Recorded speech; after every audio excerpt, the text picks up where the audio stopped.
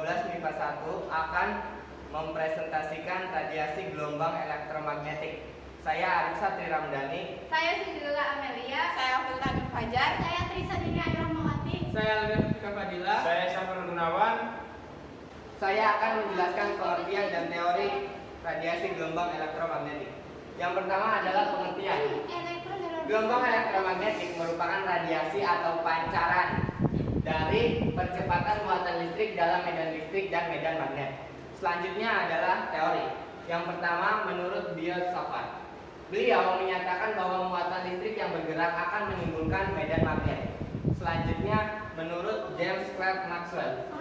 Pada tahun 1864, beliau mengemukakan hipotesis bahwa muatan listrik yang dipercepat akan menimbulkan medan listrik dan medan magnet yang menjalar bersamaan dan mampu merambat melalui ruang yang hampa.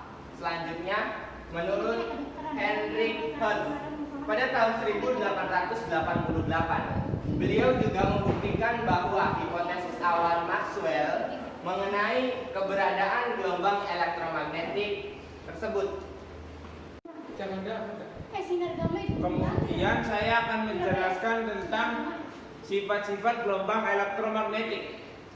Yang pertama, perubahan medan magnet dan medan listrik terjadi pada saat yang sama, sehingga kedua medan memiliki harga minimum dan harga maksimum pada saat yang sama dan pada tempat yang sama. Kedua, penjalaran medan magnetik tegak lurus dengan arah rambat gelombang sehingga merupakan gelombang transversal.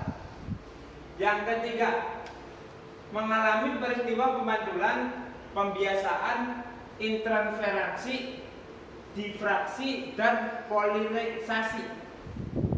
Yang keempat, tidak dipengaruhi oleh medan listrik dan magnet karena tidak memiliki muatan. Yang terakhir, dalam ruang hampa merambat dengan kemajuan 3 kali 10 pangkat 8 meter per sekon. Selanjutnya saya akan menjelaskan tentang persamaan dan manfaat. Persamaan gelombang elektromagnetik adalah persamaan diferensial parsial orde-orde yang menjelaskan perambatan gelombang elektromagnetik melalui medium gelombang elektromagnetik atau dalam hampa udara. Persamaan ini adalah bentuk 3 dimensi dari persamaan gelombang. Setelah itu ada pula manfaat. Manfaat gelombang elektromagnetik dalam kehidupan sehari-hari. Gelombang radar diaplikasikan untuk mendeteksi suatu objek pemandu pendaratan pesawat terbang, membantu pengamatan di kapal laut dan pesawat terbang pada malam hari atau cuaca kabut, serta untuk menentukan arah posisi yang tepat.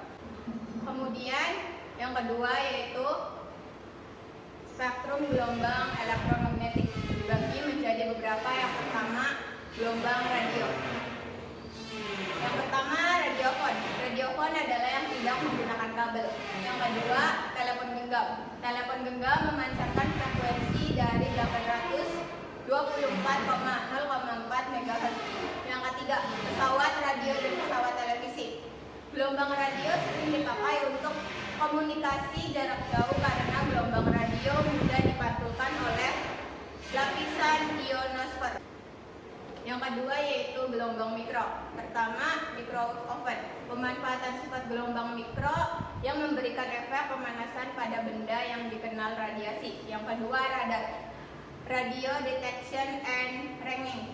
Radar menggunakan prinsip pemantulan gelombang mikro. Selanjutnya yang ketiga, sinar inframerah. Sinar inframerah memiliki jangkauan frekuensi 10 pangkat 11 Hz sampai 10 pangkat 14 Hz atau daerah panjang gelombang 10 pangkat min 6 M sampai 10 pangkat min 3 M. Penerapan informasi dalam kehidupan sehari-hari ialah yang pertama, remote control. Sinar inframerah terdapat pada remote control pada alat-alat elektromagnetik seperti televisi, pendinginan ruangan, dan pemutar DVD. 2. Kesehatan. Sinar inframerah dalam dunia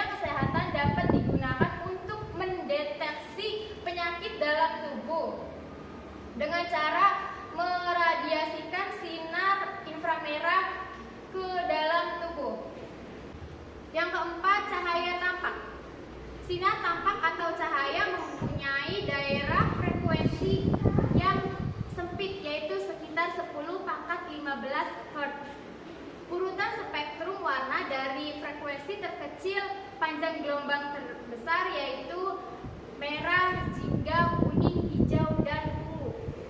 Selanjutnya yang kelima ada sinar ultraviolet. Sinar UV mempunyai frekuensi 10⁻15 Hz sampai 10⁻16 Hz. Sinar ini dapat dihasilkan oleh matahari. Yang keenam ada sinar X. Sinar X mempunyai daerah frekuensi 10⁻16 Hz sampai 10⁻20 Hz.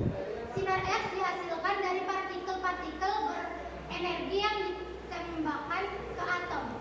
Dibagi menjadi dua. Yang pertama ada fisika material. Dalam bidang fisika material, sinar X digunakan untuk menyelidiki struktur, kristal, dan orientasi bidang. Yang kedua ada kedokteran.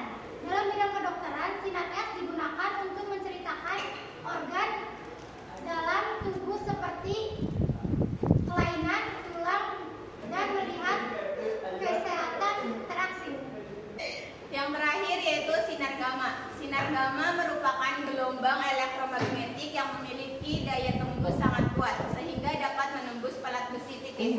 Sinar gamma yang dihasilkan dari inti-inti tidak stabil ini sering digunakan untuk membunuh sel-sel kanker dan sterilisasi alat-alat kedokteran. Sekian dari kelompok kami, kurang lebihnya mohon maaf. Wassalamualaikum